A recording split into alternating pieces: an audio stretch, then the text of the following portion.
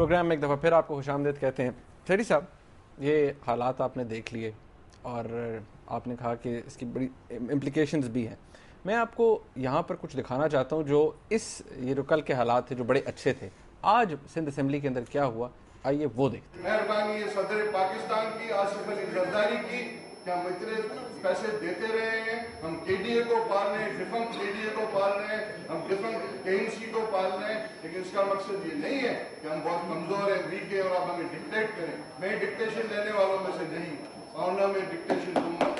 ناظرین, یہ آغا سراج درانی تھے جو وزیر بلدیات ہیں سندھ کے. ان کی گفتگو آپ نے سنی جو آج یہ سندھ اسمبلی میں کہہ رہے تھے. اس سے زیادہ ایگریسو ٹون تھی ڈاکٹر ذوالفقار مرزا کی, وہ بھی دیکھیے. میں نے ہائیسٹ فورم پہ یہ بات کی ہے, I will move and I will request Pakistan Army to move in and take control of Karachi. مجھے کوئی کیوں نہیں مارتا, میں دعوت دیتا ہوں مجھے مارو.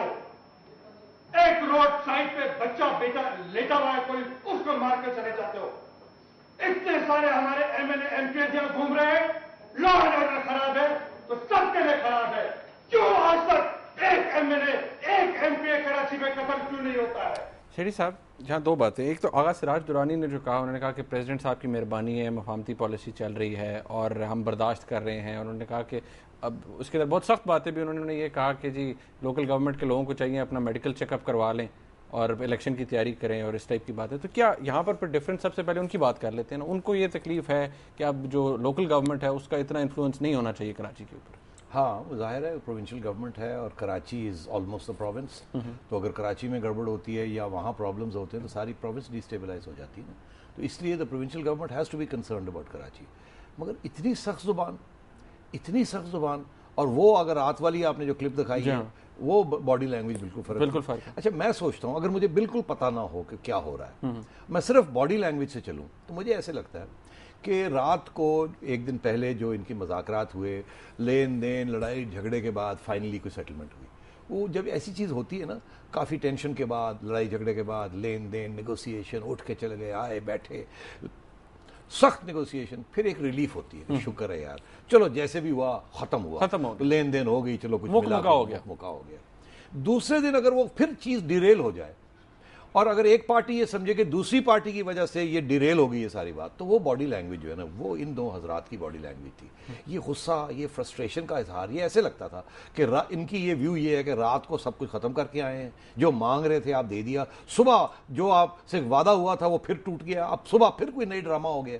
اس قسم کی ان کی باڈی لینگویج تھی. یہ جو غصہ اور فرسٹریشن کا اظہار کر رہے تھے, ایسے لگتا ہے کہ جو رات کو ہوا ہے, وہ جو وائلیشن آج صبح ہوئی ہے, جو کچھ بھی ہوا ہے, وہ دوسری سائڈ کی طرف. آپ کہنے کا مقصد ہے ان کا خیال ہے کہ وائلیشن ایم کیو ایم کی طرف سے ظاہر ہے, اور انہوں نے یہی کہا ہے اور دھمکی بھی یہ دی ہے کہ اگر ایسے ہی ہوا تو ہم فوج کو طلب کریں. یہ بڑی عجیب بات ہے. دیکھیں, یہ عجیب بات تو ہے مگر بڑی سیریس بات ہے کہ گورنمنٹ یہ کہہ رہی ہے کہ ہم فوج کو طلب کر لیں گے, تو ظاہر ہے فوج کو طلب گورنمنٹ کو ختم کرنے کے لیے تو نہیں طلب کیا جائے گا نا.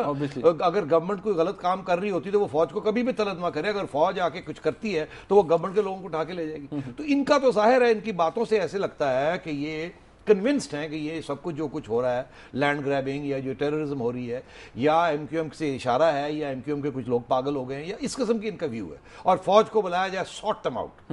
یہ تو وہی آپریشن بلاتا ہے نا. یہ پرانی ہسٹری, اب یہ دیکھیے, یہ پرانی ہسٹری کی بات آئی. آپ کو یاد ہوگا کہ بے نظیر بھٹو صاحبہ نے بھی جنرل بیگ کو طلب کیا تھا 1989 میں, کہ اور جنرل بیگ نے انکار کر دیا تھا.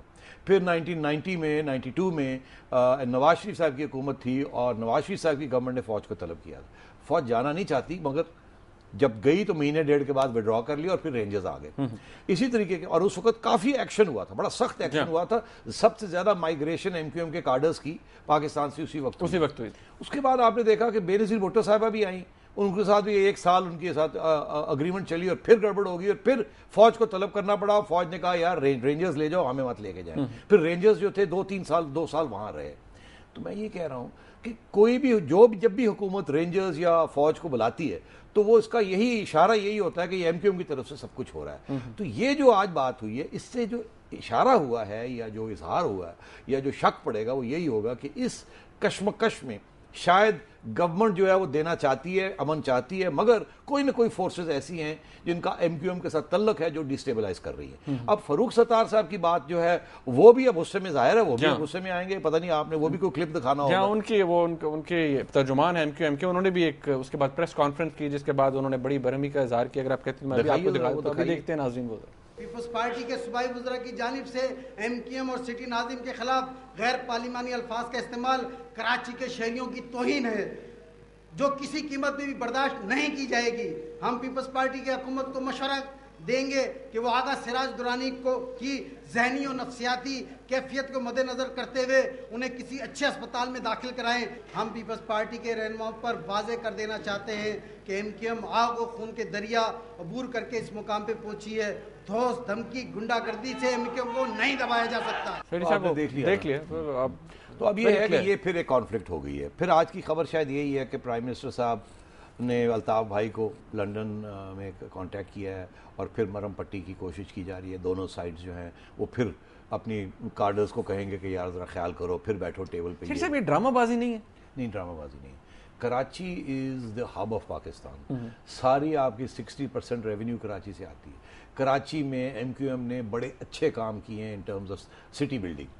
پچھلے 5 سال میں اچھے خاصی وہاں بلڈنگ ڈیولپمنٹ ہوئی ہے اور اس کا فائدہ اور اس کا جو کریڈٹ ہے وہ ساری ایم کیو ایم کو ملی ہے. اب ایم کیو ایم وہ پاور بیس جو بنا ہے اس کو نہیں چھوڑنا چاہتی. آپ دیکھیے ایم کیو ایم کی جو ایمبیشن ہے وہ یہ اب کراچی سے باہر نکلے. ہم کراچی سے باہر نکل کے ایک نیشنل پارٹی کریں. اب دیکھیں وہ گلگت میں جا کے انہوں نے الیکشن, اور وہ پنجاب میں بھی کرنا چاہ رہے ہیں, اپنی پارٹی کو آرگنائز کرنا چاہ رہے ہیں جو ان کا حق ہے. اور وہ اپنے آپ کو کہتے ہیں کہ ہم کوئی اسلامی یا فاشسٹ پارٹی نہیں ہے, ہم ایک ڈیموکریٹک پارٹی ہیں, ہم ایک سیکولر پارٹی ہیں. اب وہ اگر وہ کراچی بھی ان سے چھین لیا جائے یا کراچی میں انہیں اہمیت نہ دی جائے تو وہ بیچارے آگے کہاں جائیں گے؟ تو ان کا بھی ایک پوائنٹ آف ویو ہے. مگر یہ ساری مسئلہ کیا ہے؟ مسئلہ یہ ہے کہ ہمارے ہاں کوئی ورکبل سسٹمز ڈیوائز نہیں کیے جاتے. اب سچویشن یہ ہے, گورنمنٹ نے کیا کہا ہے کہ ہر چاروں پروونسز اپنے لوکل پالیٹکس کے مطابق اپنا لوکل باڈی سسٹم بنا لیں. اب آپ بتائیے کسی دنیا میں بھی ایسے ہوتا ہے؟ یہ تو ایک کانسٹیٹیوشنل فیڈرل ارینجمنٹ ہوتا ہے جس میں پروونس کا پاور اور لوکل باڈی کا پاور جو ہے وہ ایک ہی قسم کا ہر جگہ پہ ہوتا ہے. ایسے نہیں ہوتا کہ جی آپ اپنا بنا لیں, ہم اپنا بنا لیں, ہم اپنا بنا لیں. یہ صرف اس لیے کیا گیا تھا کیونکہ ایم کیو ایم جو تھی وہ باقی جو پروونسز ہیں ان کے ساتھ نہیں جانا چاہ رہی تھی. وہ زیادہ پاور چاہتے ہیں لوکل کے لیے, بیکاز ان کا actually local power is equal to their national power. تو ان کی طرف سے تو بات سمجھ آتی ہے, مگر جو فیڈرل ارینجمنٹ ہے اس کی طرف سے سمجھ نہیں آتی. اب اگر پیپلز پارٹی کراچی ایک چھوٹا سا شہر ہوتا تو پھر تو کوئی بات نہیں تھی.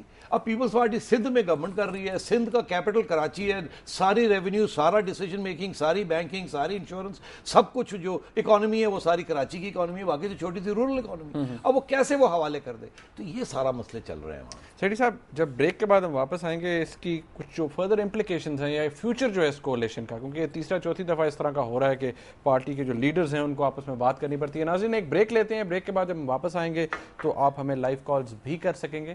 ہمارے ساتھ رہیے گا.